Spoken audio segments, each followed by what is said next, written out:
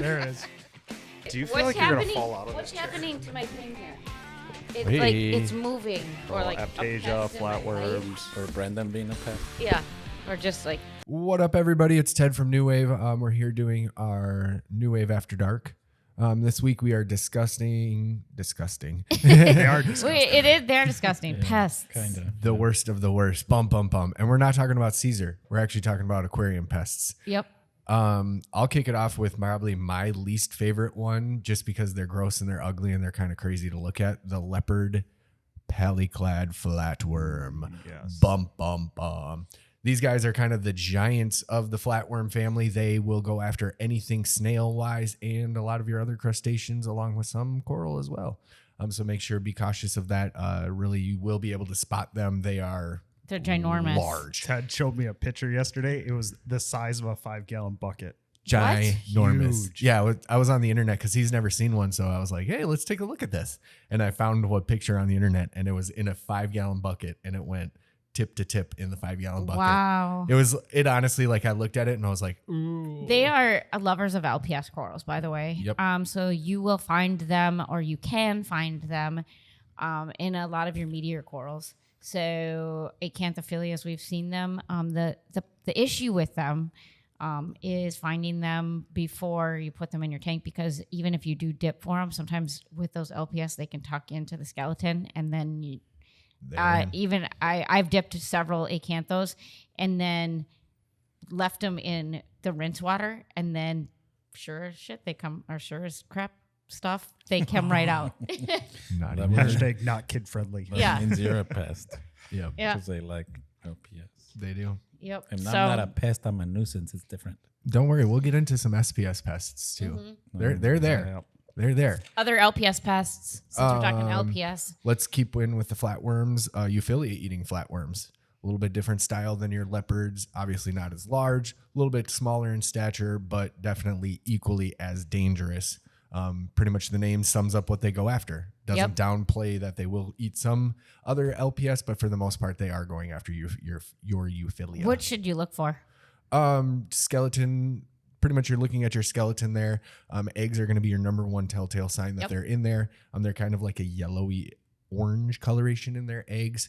And they're very noticeable for the egg wise. I would say flatworms, you're not really going to see them too terribly much, but if you do see them, you're going to see them right where the flesh kind of meets the stalk of the torch or hammer or whatever type of Euphilia. And a lot of times they're the same color Bingo. as the actual tissue. And then the other telltale sign too, like you'd said, they do come in a lot in the wild colonies where you don't see much of a tissue onto the skeleton. It's very recessed. So that's one of the telltale signs too. And then what we do is, we use the dental tools, but to get really in between the polyps, because I mean, once you see them, once you see, all you need is one egg, and then it's over. So making sure to proactively dip, but we all know, in case you don't know, that dip doesn't generally kill the eggs. It'll just kill the adults. And it really doesn't kill them. It more stuns them so that you can blow them off of the coral themselves. So that's another kind of common misconception with dips on the market nowadays. It's like, oh, it's going to kill them. And no, it just kind of stuns them. Yep. Yeah.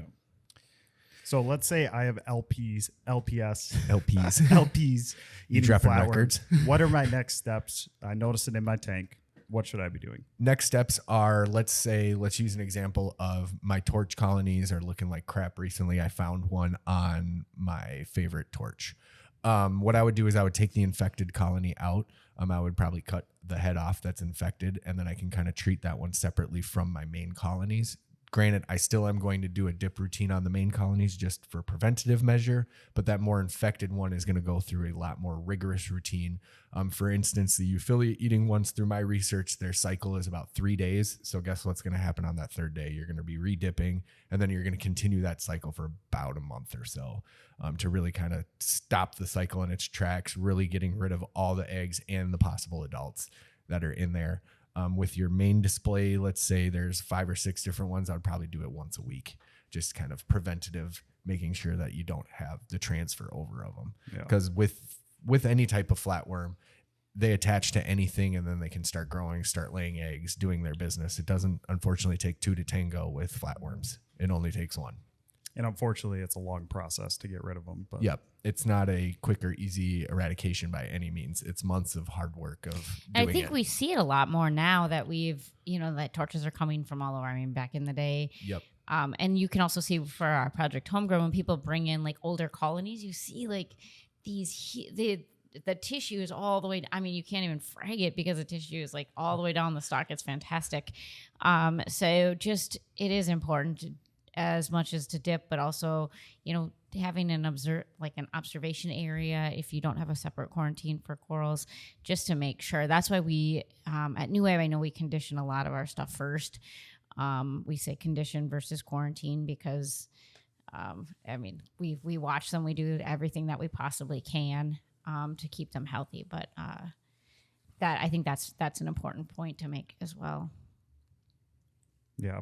Even if you only have a frag rack, put it on a frag rack in front of the tank. Just watch it. Just watching it too, because then it makes you look at it. And a lot of the time you can spot a lot of things just by looking at it a little bit more closely where you're like, oh, I didn't notice this before. Yep. And then too, if you do see something, just get it, take care of it right away. Mm-hmm. A lot of people, it's tomorrow, just like anything. Yep. Tomorrow becomes next week, next year, and new torch. Bingo. And then when it's front and center, it's kind of, you got to keep looking at it. You got to keep doing something about it. So I guess when you're purchasing torches or any LPS, obviously checking, pick up the piece, making sure that the tissue is healthy all the way around.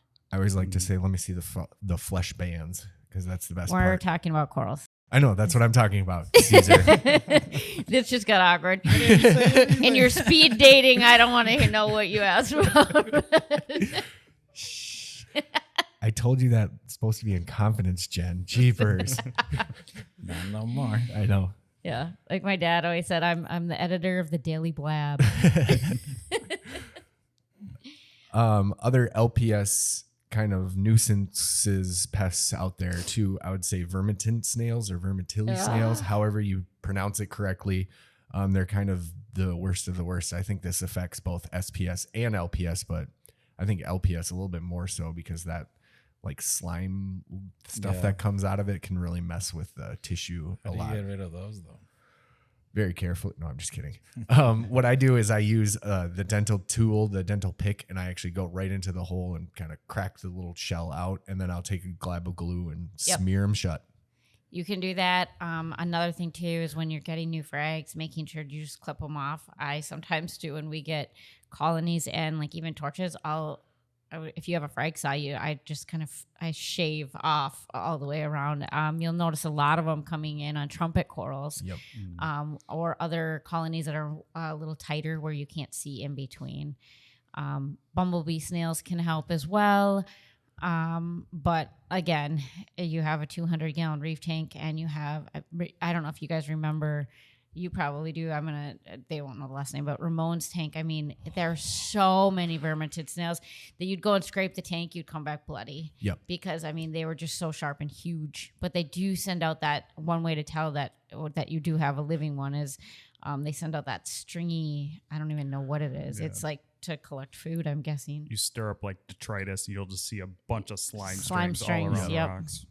So, you can also take, like you were saying too, like take the glue that you can do underwater and glue them shut. But if you have 2,000 of them, that's going to look absolutely ridiculous. Yeah, glue rock. now. Yeah, just I rocks. mean, the bumblebee snails do a good job. They do. Yep.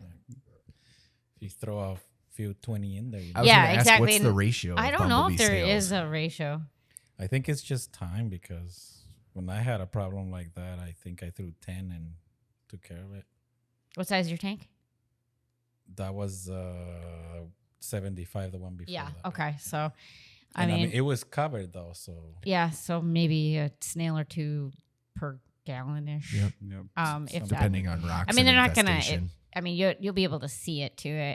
Also, too, if you have one or two really big ones, I know on some of the wild colonies that we get, you can see they make actually a really pretty swirly shell.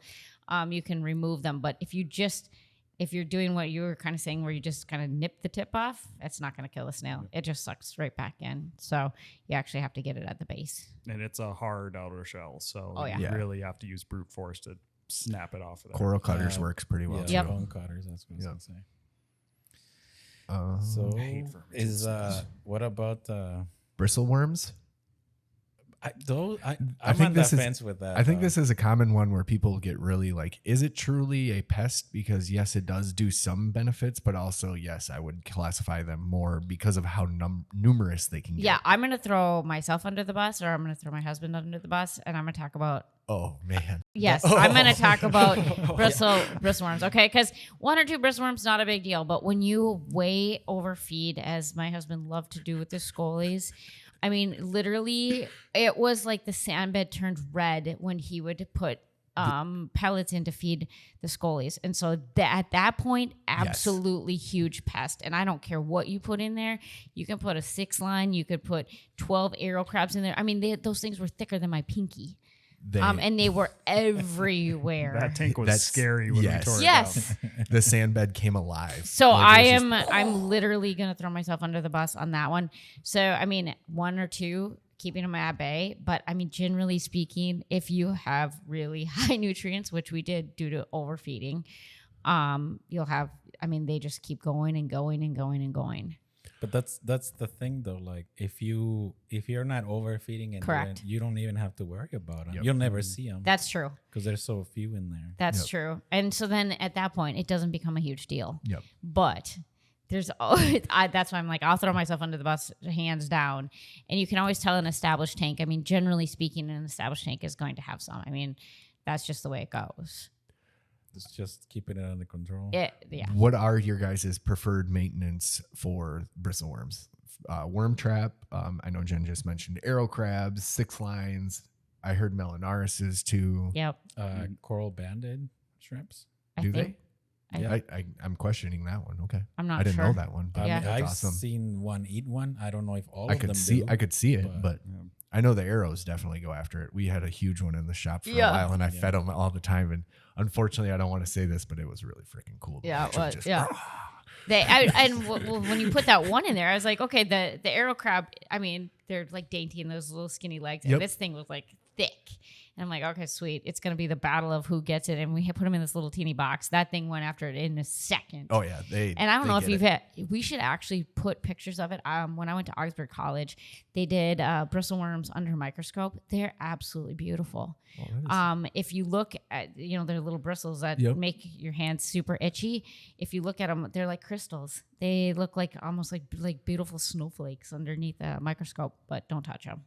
I still hate them. No, they're terrible, but they're absolutely beautiful under a microscope. If you do get bristles in your hand, though, quick tip: Pee on it. yeah, No, pee don't, on it. Don't do that. Have Caesar pee on it, or if you have citric acid, if that's your last resort, use citric acid and just make a little solution in water and just hold your hand in there. It literally takes like 30 seconds if you have a strong enough Yeah. solution, and it just dissolves. I'll tell you what not to do, and that's what I always do is like just rub it like No. back and forth, like just like Just oh rub get it it, in. just get it. It pushes them right back Yeah. in, and then you end up with big puffy hands. I've seen some people use tape before too, or they'll Try to That tape it doesn't off. work. It doesn't work either. Nope. Unfortunately, They this is break. one that you can't just walk it off. Yeah. either. Nope. Nope. You gotta do something about and that. I feel like, It'd be a well, I know long for walk. for you and I, Ted, like the longer that we put our hands in water, the worse it becomes. Mhm. So every time, I mean, you can tell when I get stung, my hands like they swell. I look like I Yep. have a boxing mitt. It's very, very attractive. There's times where I got stung by anemones and my hands will just be like this giant red ugliness. And people are like, do you need to go to the hospital? And it's like, no, I got stung like last week. I'll be okay. I've had to go in twice. I had to get antibiotics twice, injections. I know, one from a torch coral and then another one from, I don't even remember anymore. It's everything. I've You had guys to hit break the out bad. Benadryl. I've had to hit the Benadryl a few times, but Yeah, I haven't had I- to go that far yet. I've had stitches from, remember that, I actually told that story the other day. for sailfin. The sailfin, the biggest sailfin I've personally ever seen. Yep. This thing was a monster. And And I was actually wearing gloves, which is really rare. yep, But and Jen went after him, uh, duking him. No, I'm just you know, kidding. I went to catch a cleaner. I went to catch a cleaner ass, and I came out with 3 stitches. Yep. And when I went to the ER, they're like, what hit you? A tank? I'm like, a tang. They're like, what is a tang? I'm like, ugh. Like, get the doctor and they're like, oh, not you again. It's the she's fish back. lady. What did you do now? What crazy thing happened to you? Yeah. I'm like, I got attacked by a fish. They're like, it's cold outside. Were you fishing? I'm like, no, it's an aquarium. Well, what were you doing in there? I'm like, oh my gosh, just fix it so I can go back to work. Remember, because I tried to coral glue it. Yep. That didn't work. What other worms are there? Well, I think another, not only just worms, but like bryopsis, bubble algae, all those are pests as well, especially for LPS and tighter knit ones like torches. Another one too is those sponges. I know they're beautiful when you get yellow. Yeah, that beautiful yellows and oranges and other things, but they need to come off. They get invasive. We're actually heading to Indonesia in October again, back to the farm. But when Indo shut down, sponges were one of the biggest problems for the mariculture market because none of the divers were there to remove them. So they will literally grow up and over the top of your corals. So even though they are beautiful, they're beneficial to your aquarium. They need to be in your refugium or somewhere else. They need to be treated like a GSP or a pulsing xenia if you have them in your aquarium, where it is manage. Yep. Because otherwise, like Jen said, they will just outgrow everything and anything. Yep, they'll just grow right in over. that pulsing senior right under the bus, huh? Yeah. Yeah, I will. I'll be honest. I mean, everybody that talks to me, I think everybody has an opinion upon pulsing xenia, and I'll just leave it at that. Yeah. I remember though, like 15, 20, maybe-ish years ago, I had the most beautiful pulsing xenia tank ever. It's a pretty coral. It's just I mean, I had a lot of corals. I mean, I had like several zoes and maybe even a plate coral, and then maybe a toadstool, and maybe? A toadstool and a frog spawn, and then xenia for days.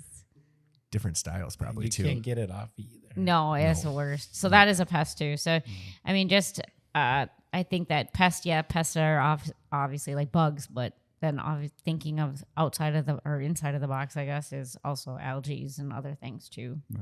What about boppet worms? Ooh. Oh, I was going to mention that, but I didn't know if we wanted to get into that. That's a hard one.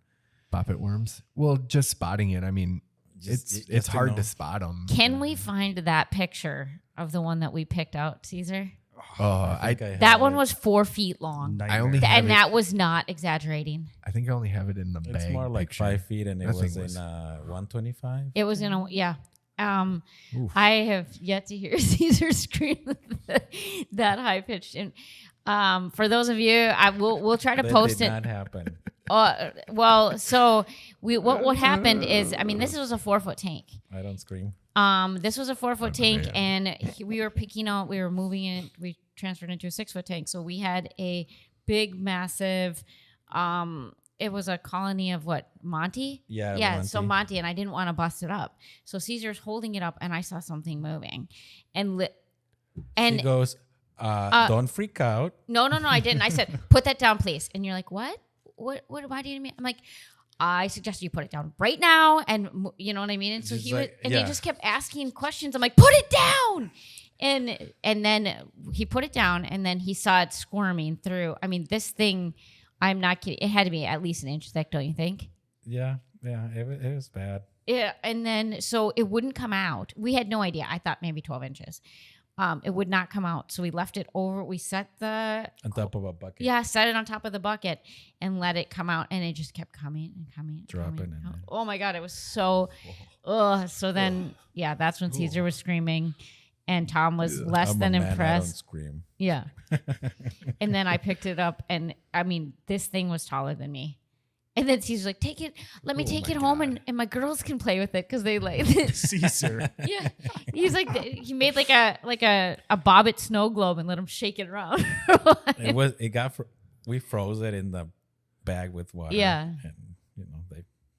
And they're kids. They're gonna play with they wanted to see what it was, but I've never seen such a thing. And one of the reasons that Tom thought that there was something wrong with his tank, he kept missing fish. Mm-hmm. and no signs of anything, no signs of them jumping, no signs of them dying, and there was no signs of illness.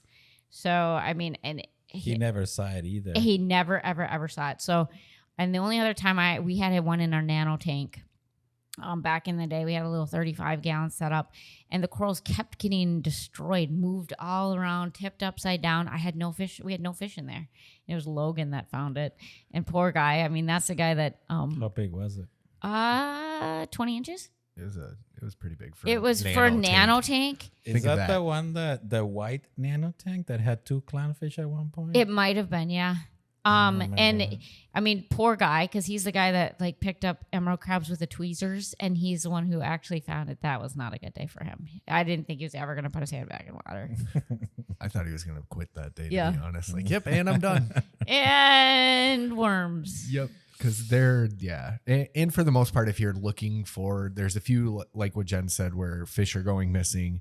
If they're in the sand, if you're lucky enough to find one in the sand bed, it's kind of distinctive because they do make a little cave for it. And you can kind of see the fish not going near that area too, because they can definitely tell a predator. Yeah, and I mean, it was a 35-gallon tank, and we still didn't ever see it until it was, I mean, Too late. that's the thing. It's like, we used natural eye rock. I'm guessing that's where it came from. But I mean, like for Tom's the one that had the 5-foot one. I mean, that he probably had that for 20 years. Yep. Mantis shrimp. Mantis shrimp. That's another good one. I got stabbed.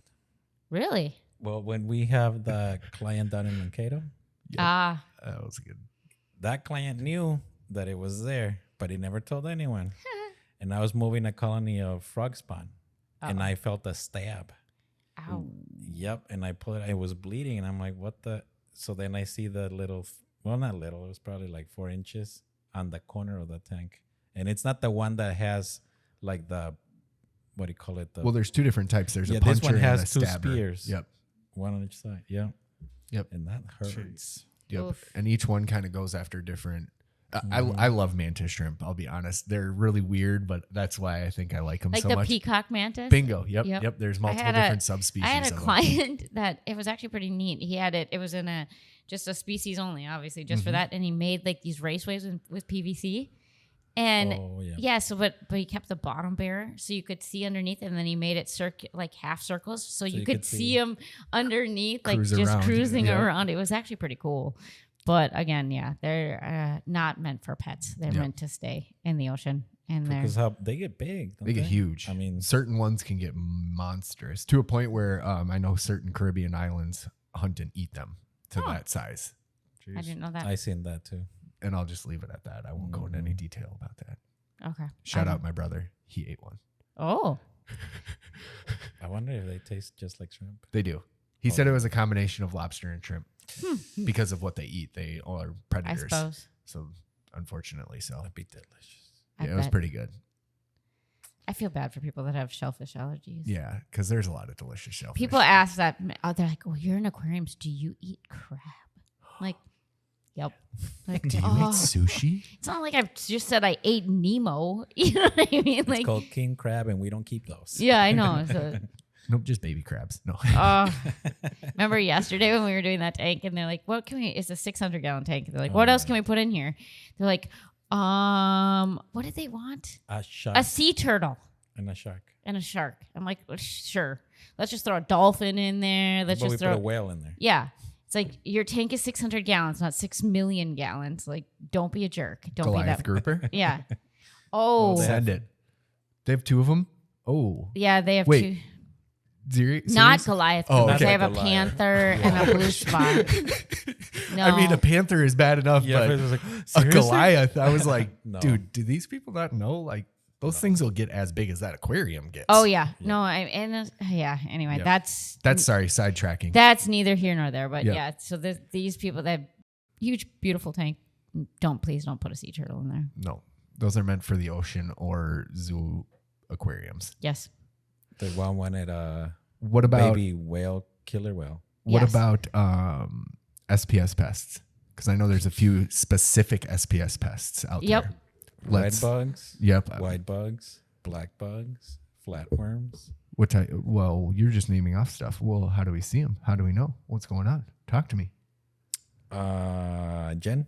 I know red bugs. Red bugs are pretty obvious. You're going to see itty bitty little, instead of like a copepod looking thing, they're going to be bright red. I have not, knock on wood, I have not seen them in years and years and years. They were definitely a thing for, I'd long say like a time. decade ago, maybe. The black I think the black black bugs ones. were making their way back though. I haven't seen them in a long time either, but I mean they are visible, but you have to really know what you're looking for, unfortunately, and you see them a lot on. Would you agree? You see them mostly on smooth skin to start with. Yep, and also white bugs are hard to spot because I seen them go into where the polyp hole is. Yep. So you won't see them unless you're really looking for them. And I think the best time for it's at night because the polyp wants to come out and those things crawl out. Ugh. So it's, yeah. Is there any other telltale sign like coral losing color, tissue retraction? Color loss, polyps not coming out at Yep. all, just dying out of nowhere. I think the most common one is flatworms. So that one you will see. I don't know if I'm wrong or not, but I don't think that they actually eat the tissue. I think they eat the zooxanthellae on it. They do. Yes. So I would you agree. see, that's why you see the white spots without, circles. yeah. Yeah. So then they eat they eat that, but then that's obviously what feeds the coral. So then the coral starves out. Yep. I've done a lot of. I did the video of the KZ flatworm stop and coral booster.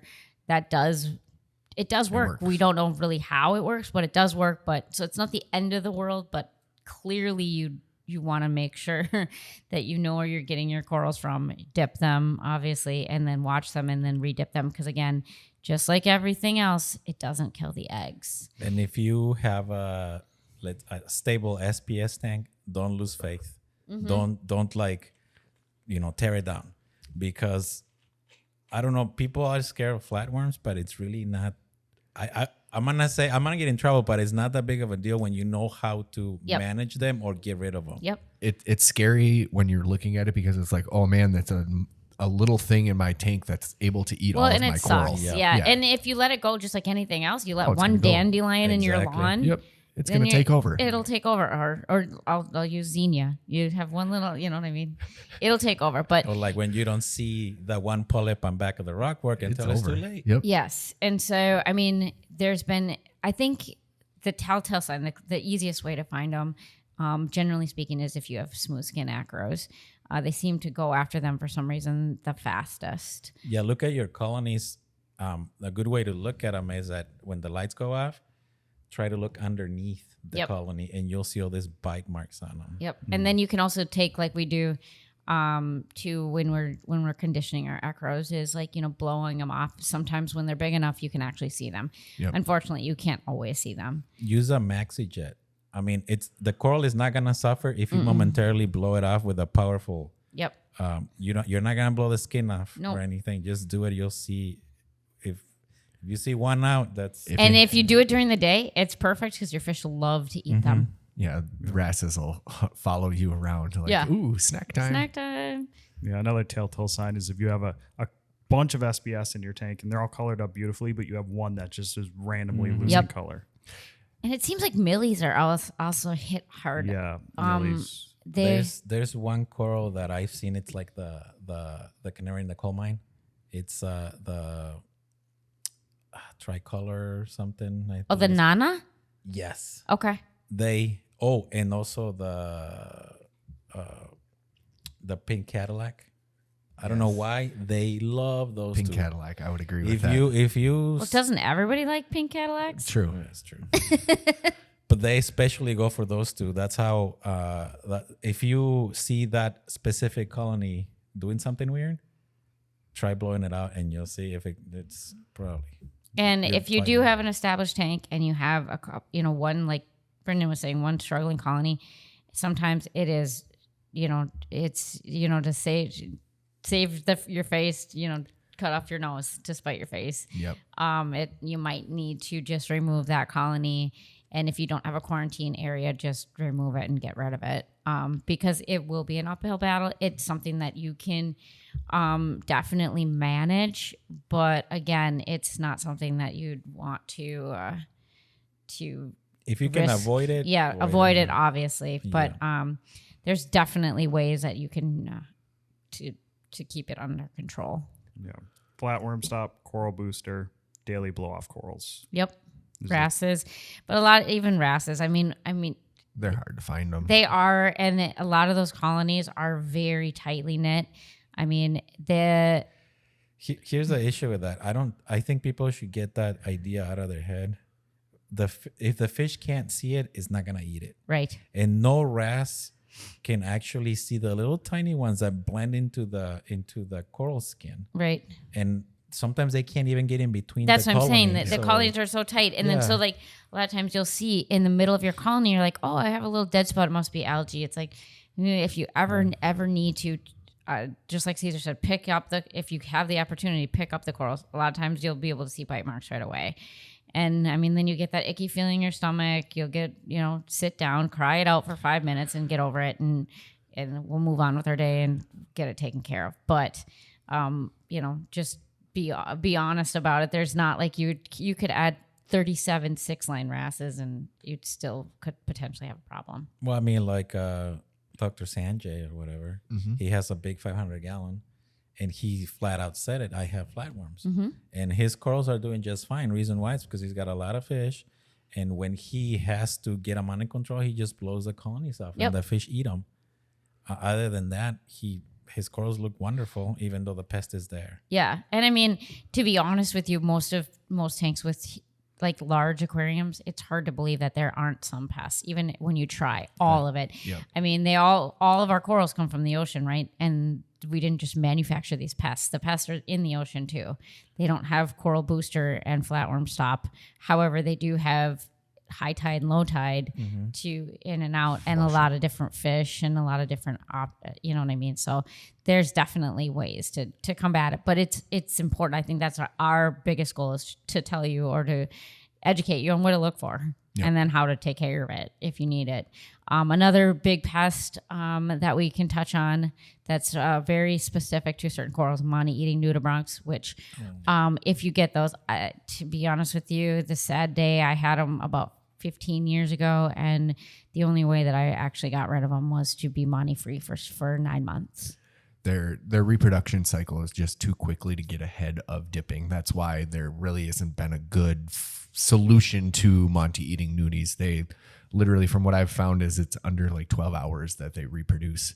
So it's kind of one of those that you're doing not only daily dips, but you're kind of creeping into that hourly dip. Well, and to be honest with you, a lot of those they're scrolling and they can't lay eggs on dead tissue or on live tissue, and so underneath there's a lot of you can't see them. And by the time, and by the time you see them, it's way, way, way, way too late. And I think they're dimorphic too, so like most of them, so that they can just reproduce on their own. So unfortunately, I failed miserably. I don't know. Maybe they're in the years, in the last couple of 10 years or so. But I mean, I took them to the point where I cut off all the dead tissue. I exposed everything underneath. I put glue, and it still over time still came back. So the only way I found out that it was worth anything, and it was painful to throw them all away, but I didn't have a choice. If you ever want Monties again, that's what you'd kind of have to do. And what are the telltale signs of the Monty nudibranchs? For me, what I noticed is like random. I mean, you can have an infestation in your tank and still see amazing growth on the edges, but you'll notice like there'll be like a white spot randomly in the middle of your money. And so a lot of times people are like, oh, if something just fell on it. Well, and most times you can't get access to it, so you can't flip it over. But the best way to do it is when I was fragging and I took that little area out, flipped it upside down, and I mean, if there's tons of pictures on them. These ones are actually big enough where you can actually see them. Yep. And the problem is there's probably a billion times where you didn't see them because you can't. They're just too small. By the time they're the big adults, they look very similar to like a Bergia. They're already too late. It's way too late. Yep. And then the eggs are actually kind of elongated. And they're kind of flowy, and you just don't know. So unfortunately, that's one of those that I don't know. I don't have a good remedy for that, and I don't. Flatworm stop and all that other stuff that doesn't do anything, in my opinion. I would second that. even dipping in that one, you would have to catch them when they're adults, and yet again, going back to dips doesn't kill the egg, so No. you're kind of So defeating the purpose. on that, to your point, also the flatworm stop. Just so people know, it's not an actual. Doesn't kill the Nope. flatworm. Just so they're aware. It helps with the problem. It said that it's supposed to make the acro taste bad to them or whatever. But I do know that the curl booster and the flatworm stop make it so the tissue grows faster and they encrust faster. Yep. So that keeps, Because trying to they can't lay eggs on live tissue. Yeah, So, exactly. I don't know who said all these things. You must have watched an amazing video on it or something. I don't remember. I'm just shut up. No, those are all valid points. That it's not a medication by any means, and that's why also it's reef safe, generally speaking. And I heard it helps them slime up more, the Yep. acros. too. Yep, and it's supposed to make them taste nasty. The last time I ate an acro when I was I'm just kidding. I didn't eat It was acros. bad. It wasn't actually that bad. They smell delicious, but it's Yeah. Well, tying into the nudibranchs, I'm just kind of speechless over here what- by this guy eating SPS, because now I have this very I bad feel like image. he might actually eat them. You know, I'm on this too, where like people are like, "Hey, make sure you eat your greens," and I can imagine Caesar sitting at home eating green Slimer, like, "All right, or like just fine." like licking it, like dipping it into You ketchup. come over and I'm with a oh yeah, because he won't eat any other sauces, but he'll eat ketchup. and it's like a pound of ketchup with makes everything. it taste better. It Oh, makes dear. it taste like ketchup. Yeah. Sorry, off topic there. Nudibranchs. Zoa. Yep. Yes. Very similar to your Monty eating nudies, where they're a very quick reproducer. They will eat the zooxanthellae yet again, so it's very hard to spot them. They actually look to a lot of them blend right into the color of whatever the zoe is, Yeah. and their little frillies on the top look like the skirts. Just like a zoa. Yeah. One telltale way to find them though is if everything's closed, or at night they glow. Yep. Yeah. They- They're they- super pretty. They are. So can you on purpose make the polyps close? Yep. And find them in between? Or? Yeah, you can. You can. I don't know I've that. done it. Okay. I don't know about the eggs though. I think the eggs you can't see, but you definitely can see the adults because they don't close. They just Yeah, kind of are. and I sitting think there that the problem with those, and I haven't seen them in a while, but we generally get a lot of the big, like the Vietnamese colonies of zoos anymore. Those were dirty. They were very, they're very dirty because they dirty. come with those huge rocks. Yep. And in those rocks, you'll find teddy bear crabs. You'll find, so we You'll find want to talk everything. about other pests like teddy bear crabs. Ugh. Yeah, they I swear they call them that because they start off this big. I have pulled ones out that are several inches. Can I tell a funny story about when I first started with Jen? This was about yet again six years now ago, and it was my first really thing I found that I had zero idea what it was, and it was a teddy bear crab. So I sent her a picture of it, of me holding the little teddy bear crab in my hand. And I just sent her, "What is this?" And she goes, "Oh my God, is that in your hand right now?" And that's all she sent back to me.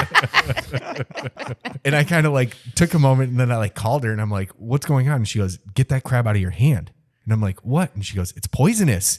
It's going to get you." And I'm like, "What?" And so like for literally the rest of the day, I'm like watching my hand, like making sure that nothing crazy happened or anything like that. And I get back to the shop and I have this like teddy bear crab wrapped up in like 4 or 5 different bags. In a I'm just, hazmat bag? yeah, because I'm like deathly nervous about this thing. And I'm like, "Here, Jen, where do you want this crab?" And she's like, "What are you talking about?"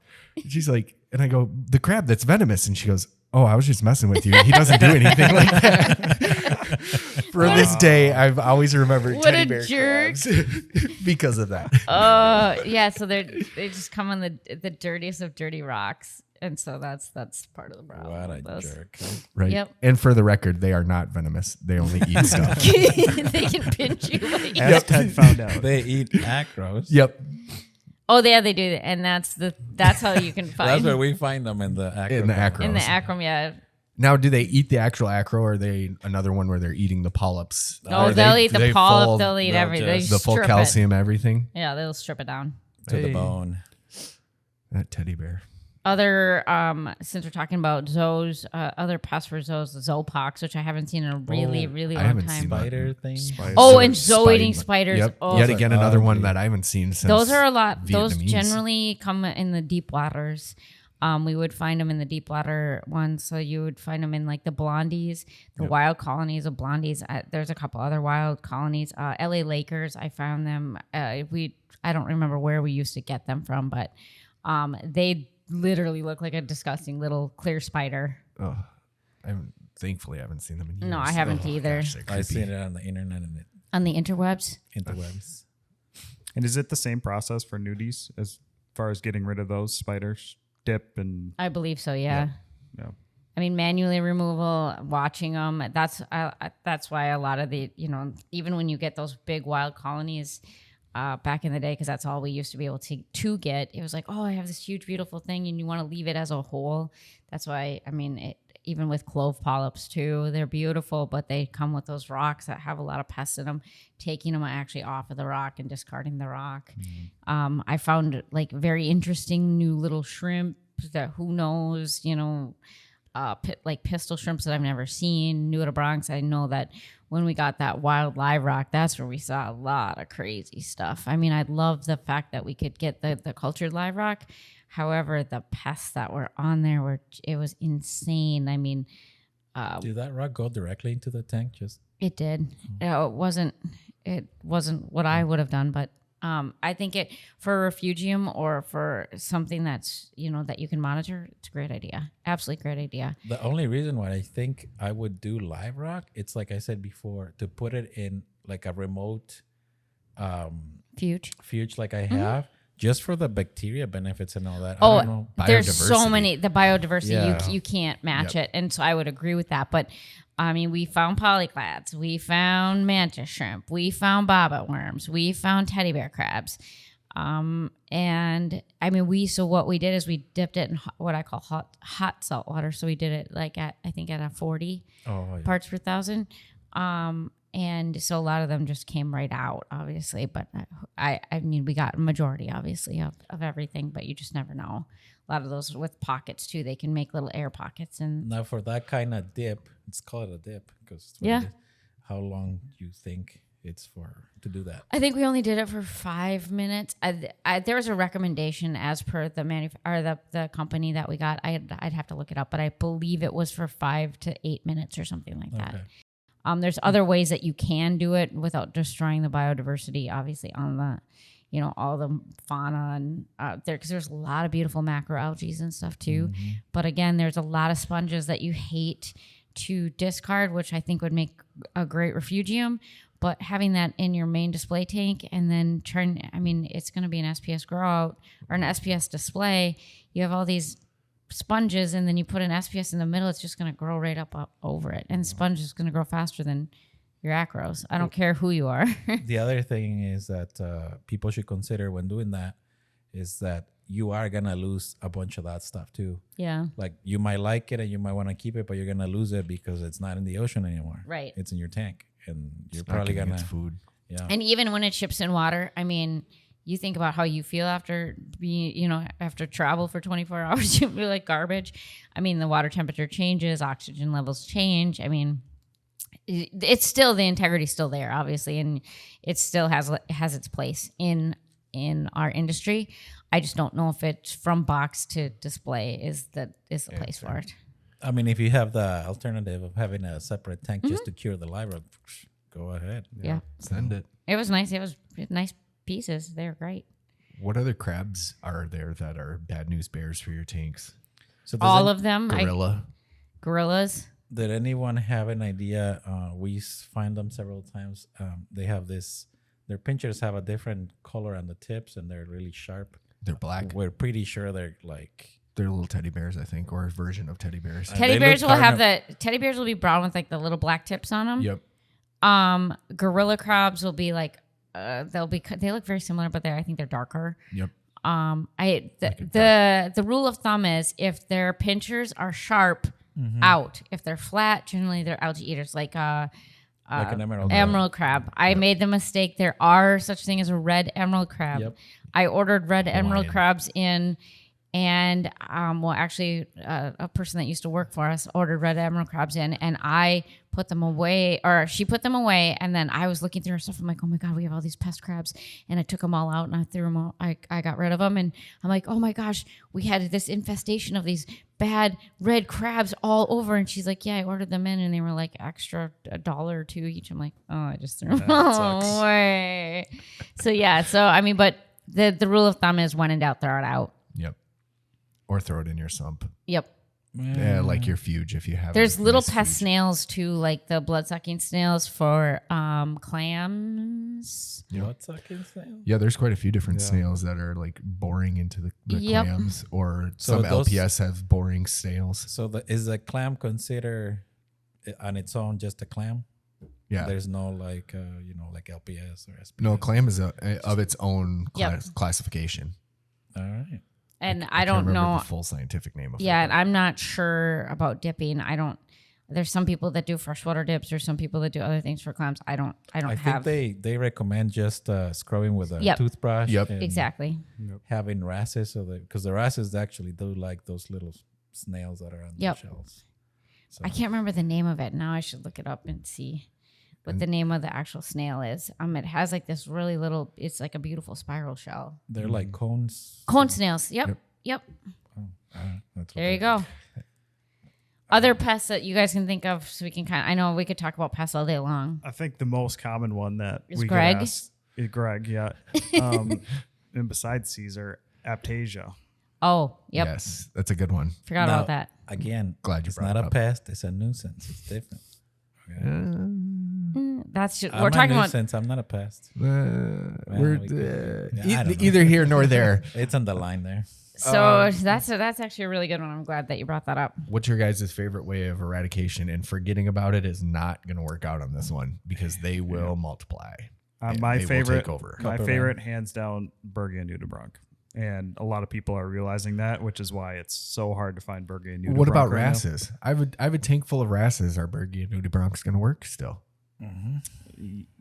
To a If- certain extent, yes. If they can, a lot of people are like, I put them in, I can't see them. Well, that's the point, because if you can see them, your fish can see them, Yep. and then it's a game over. Then you wasted your money. Also, too, for Bergias, don't put them inside of the Aptasia. That's not how they don't go inside and eat it. Your Aptasia will eat the Bergia. So there's some rhyme or reason, but the Bergias, because they reproduce so quickly, that's the whole premise behind it. So it's generally the adults will eat the Aptasia, but it's actually the offspring that will continue to keep them at bay. And they're nocturnal, so they'll don't put them in when the lights are on. That's for sure a way for them to get eaten by your asses. Do it when the lights are off, and then at nighttime they'll come out, they'll feed on the Aptasia. Daylight, they're typically hiding somewhere in the rockwork. So Right.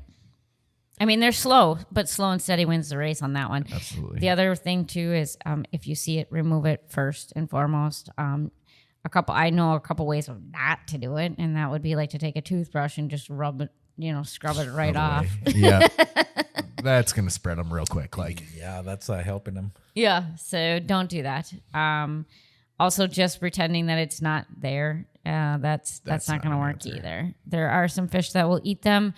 Copper biofish. bands, filefish, but do always remember those fish. They do eat Aptasias, but they also can munch on other things as well. So Like that's why the feather Bergia is dusters. feather Yep. dusters. Zoas. peppermint shrimp. Yeah, peppermint, which we haven't seen in 6 months. No one really I haven't really looked into why we haven't seen them for so long, but they Are have. they seasonal? I don't know. Not They really. they were based on the collection of some other crustacean, but when they harvest those, but I don't know. So yeah, we haven't seen them in a very long time. But peppermints, there are like I don't know how many different types of peppermints. So At least certain, 9. 9 different types of peppermints. Only a few of them actually eat. The problem with those, that I've seen, is that some people view them as food. Some fish. Caesar, here you go again. Yeah, trying Sorry. to eat the acros, eat the peppermint shrimp. Neighbors. What goes on at your house? Yeah, You know? His fish tank is his fridge. it's almost lunchtime, so he's just like I know. nom nom. He's gonna start licking the microphone Pretty shortly. soon. That's actually my ice cream. vegetable garden, my acros. Oh my god, that reminds me of my husband. That's like I don't eat anything green except for pistachio pudding. Like he won't eat any vegetables. He's like the only vegetable I eat is pistachio pudding. I'm like, Pistachio ice cream. oh, I bet it's delightful. just pick some of that up. Plenty. I can't- Anyways, we can't have ice cream that day for us. Meanwhile, back at the ranch. Yeah. Meanwhile, and we get to eat lettuce Yeah, and so- other boring things. So yeah, some fish see them as food and they won't leave them alone. Really, I think the best method for if you have an aptasia outbreak is kind of a natural remedy and a man-made remedy to really help with it. So throwing in the Bergias along with hitting him with like an F-aptasia or something along those lines to really combat it, to do a quicker job and the long-term job Yeah, you too. can do like a damage control. Yep. Just kind of stunt it and then let it naturally take care of itself. And F-aptasia does actually work. Yep. And I not like to be F-aptasia. confused with what is the other Aptasia one? X. Yeah. Aptasia X, yep. Yep. That stuff is not. And if you've ever met Frank Frank. from FF, fantastic person, absolutely fantastic. Shout out to him. Friendly. Frank's a great guy. Yeah, We met him at Macna this year and just great people all Yeah. around. That's all I'll say about that. Yep, good people. It looks like it'd be fun to party with. Oh. Let's put it that way. Frank, if you're listening, anytime you're in Minnesota, Yep. come on by. Let's have a And beer. I Open still it want up. the original box. Yes, we're still waiting. But Yeah. All right. Well, I think on that, I mean, we touched a little bit on a lot of different types of pests. There's tons more. But I mean, this is the basics of it. We could delve into fish pests as well. We could do a whole bunch of, algae in itself. I was just gonna say we could do a whole hour conversation on algae one Yep, day. exactly. Because So- there's so many different ways to approach them and Also, blah, blah, now blah. that we have the microscope at the store, it's easier to identify. Oh, Oh absolutely. yeah. I'd say the next podcast, let's do algae. So we'll stick with pests. It's like it. really, it's the holiday season. We'll talk about pests all day long. Yep. In the spirit That's of the the spirit. holidays. In the spirit of the holiday, says Scrooge. Oh, that's So- great. Yeah. I was gonna say something, but I'll keep that coming to myself. Bah humbug. Was it about Greg? No, it was Does, about I have one question about Greg. Does Greg have his holiday sweater on yet? Yeah, so Greg Does he have- has a holiday sweater like collection. an ugly sweater. They're beat all- me to it. They're all ugly. That's like the best part. You have to shame him into submission. Yep. We should wear ugly sweaters at the store too. Sure. Getting close to the Yeah, but are you gonna work in there in a sweater? Because I'm not. That's gonna get hot. That's gonna get hot. Can you Real wear an hot. ugly your sweater hands in the shirt? tank. Yeah, there is this there thing. is. An ugly sweater shirt? I'll find some. Ugly sweater vest. Oh, that Challenge is accepted. sad. I'll find Oh, something. Oh, that's gonna be a sweater vest? It reminds me of Dumb and Dumber when you're like, pull over. He's like, no, it's a cardigan, but thanks. Oh man, that's bad. Time to go shopping. Yep. Yes. Goodwill, here I come. Yes, sweater vest. Oh. Yeah, excuse me, sir. You're looking for? Yes, I'm looking for a very wonderful sweater vest. Do you where? Can you please point me into the sweater vest section? Oh man, I'm just trying to think of like grandparents everywhere. Get your sweater vests out. We need them. Oh my God, so I got this one shirt for. Speaking of Greg, and then we can go. But it has a collar shirt underneath a sweater thing, and it has like these little pockets, and it had a bow tie. He ate bow tie, so there's no more bow tie now. But I mean, he looked like literally a cross between like Mr. Rogers and I'm like a preppy kid. It was absolutely terrible. But great. it's perfect because he has a terrible coat, so I got to cover it with an ugly sweater. Oh, Greg. I'm excited. Oh, Gregory. We'll have to bring him onto the podcast one Yeah. day. So you He'll- guys can experience the terror that is Greg. He's actually getting that's a complete lie. Anyway, it Well, was would he chew on the cords and stuff? Yeah, no. he would. no, Probably. he actually won't. Maybe. I've tried because I thought maybe electrocution. No, I'm just kidding. I love animals. I love animals. No, I love Greg. Except for he's Greg. no, he's Look at the been extension cord, Craig. yeah, New chew toy. yeah. Here, take this and run into the shower. Peter's gonna shut us down quick. No, Yeah, no. no, There's no animals harmed in the making of this Yeah. video. exactly. All right. Well, you want to sign us off? Yeah. I just agreed that he will. Oh, I thought we were doing it. So thanks again for your continued support and watching. Ted the Mountain Man Morris signing off. Oh, it's my turn? Yeah. Your favorite Mexican signing off? Oh my God, that is so inappropriate. What? Yeah. I'm just gonna say We're Jen. We're going there. Yeah. And it's Brendo. Thank you for listening or watching to our podcast. As always, head over to newwaveaquaria.com/podcast to submit any questions, feedback you might have. And any of the products we discussed should be available on there as well. So we appreciate it. Greg See you will guys be next time. available. And Yeah. also, if you guys have any topics of debate for future podcasts too. Yep. And then also we will be looking at bringing on some guests as well. So if you think you should be a guest on our podcast, let us know. Ooh. Hey, no. Greg is probably going to be number one. Yep. Yeah. We're just going to strap him in a high chair. So we will. All we need to know is why you'd be a good guest and Yep. what size sweater vest you will be needing. And what do you bring in for snacks? And also one other quick one too is Ryan from Slide Lock. Thank you for your gift. I forgot mine at the shop. Otherwise I Oh. would have that was them. awesome. We'll have those for next time. Yep. Yes. Have that one, yeah. Yeah, we will definitely give him a shout out. So Because that's a sweet thing. Yeah.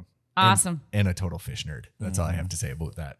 A boot. About that. All All right. right. We'll see you guys next time. Tell your folks I says hi.